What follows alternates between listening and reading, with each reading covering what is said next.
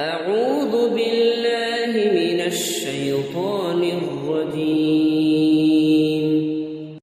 بسم الله الرحمن الرحيم.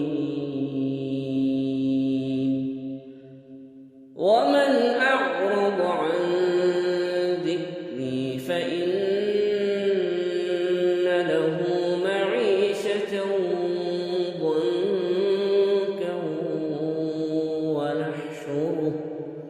ونحشره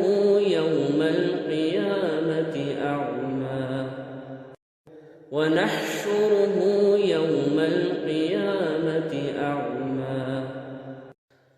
قال رب لم حشرتني أعمى وقد كنت بصيرا.